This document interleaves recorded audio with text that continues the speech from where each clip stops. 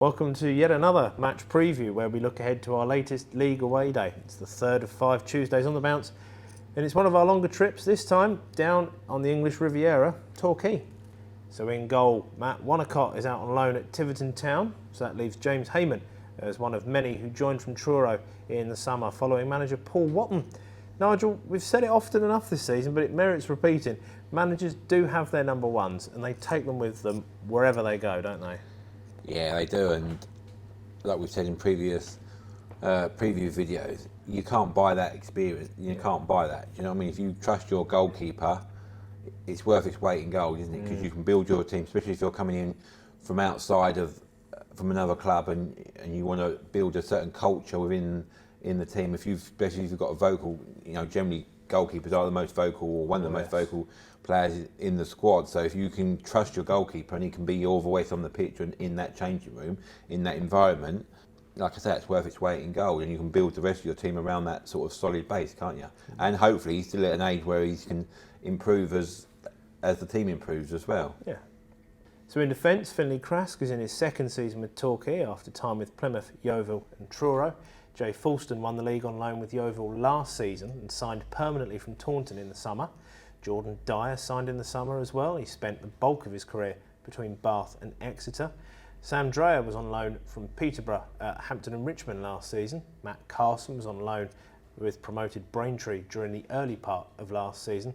Ed Palmer, another one who jumped ship from Truro to stay under Paul Watton. Finn Tonks, another Roy of the Rovers or Viz type character name in my book at least. He's a fullback on loan from AFC Bournemouth. And Dean Moxey is in his fifth season with the Goals, having already made over 600 senior appearances in his career. And Ollie Tomlinson, he's in his third season at Torquay, having most recently had time with Chippenham and Taunton. So Nigel, lots of local players with some promotions under their belts in recent years. If you're young and you've got those promotions behind you, you're kind of fearless at that point, aren't you? You want that.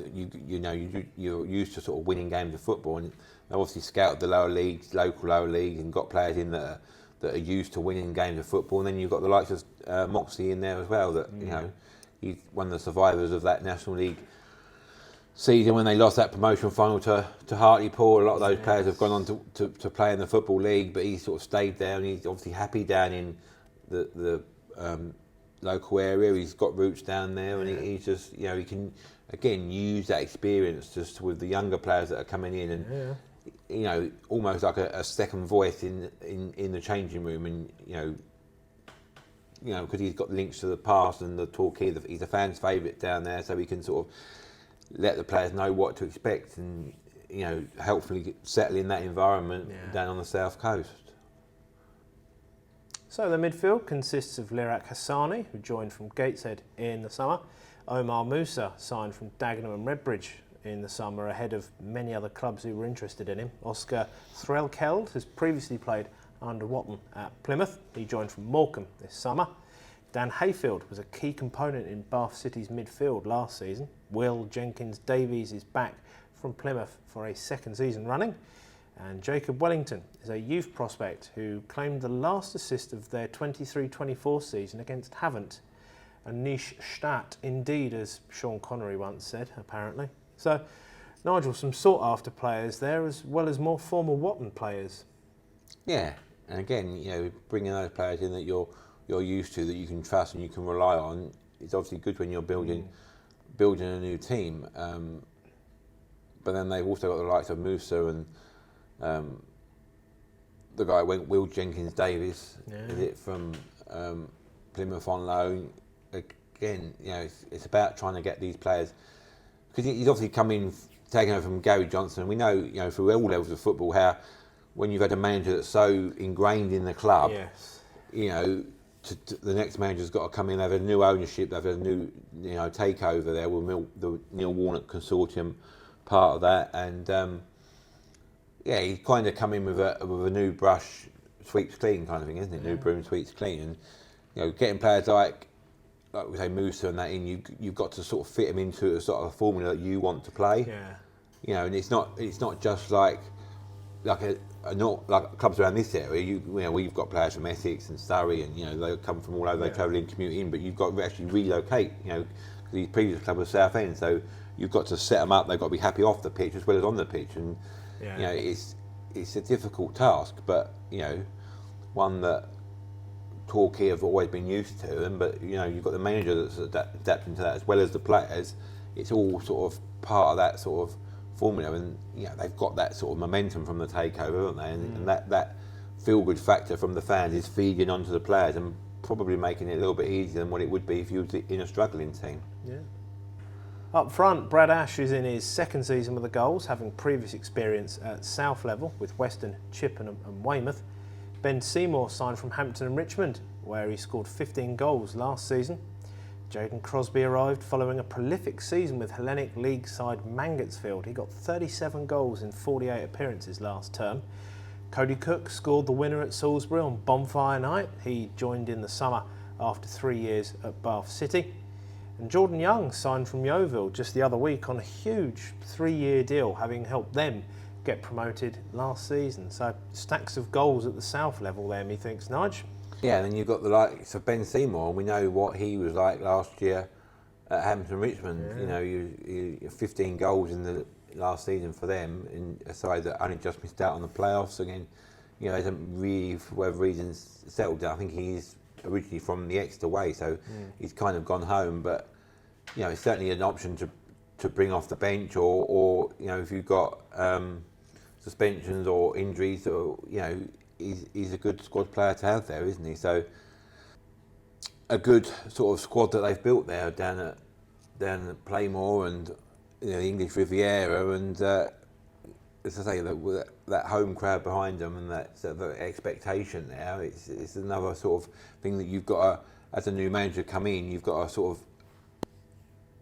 of harness that, haven't you? That expectation that's on you. It's not, you know, if you're at Truro, a club that's not expected to do well.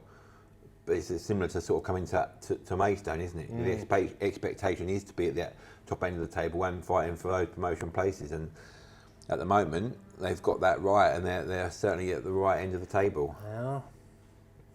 So, form-wise, Torquay have been in the playoffs for all but one match day so far this season, but they're in the middle of the form table at time of recording. So, strange, with a very positive start for the Goals that's carried on seemingly unspectacularly, but they're certainly where they want to be as it stands. And in contrast to that, for the Goals, the Stones themselves have only ever lost twice to the Goals, 1989 and 2023, and that last one was during the most recent relegation season, of course. But the Stones did manage to beat them on 3 separate occasions last season. 4th qualifying round win, a Manchie's gift, Corn's rocket.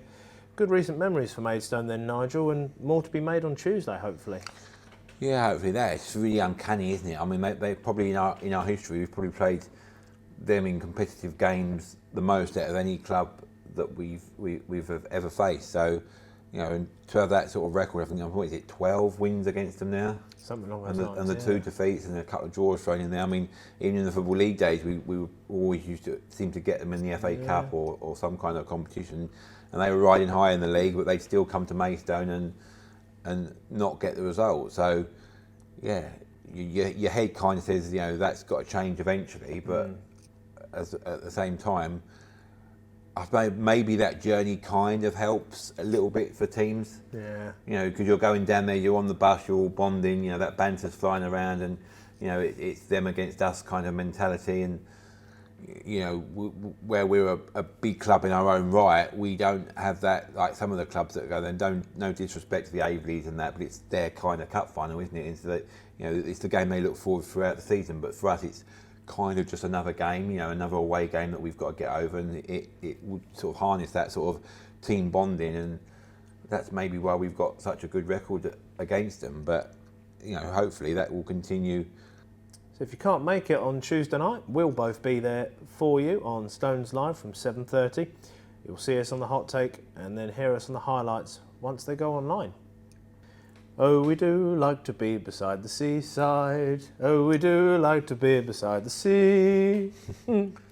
He's hoping the Stones still like the sound of that and being by the seaside come 10 o'clock on Tuesday. Thanks as always for watching or listening, apologies for the last bit there, to the latest preview. Like and subscribe on YouTube and wherever you get your podcasts, of course. See or hear you for our next preview ahead of the Horsham FA Trophy game.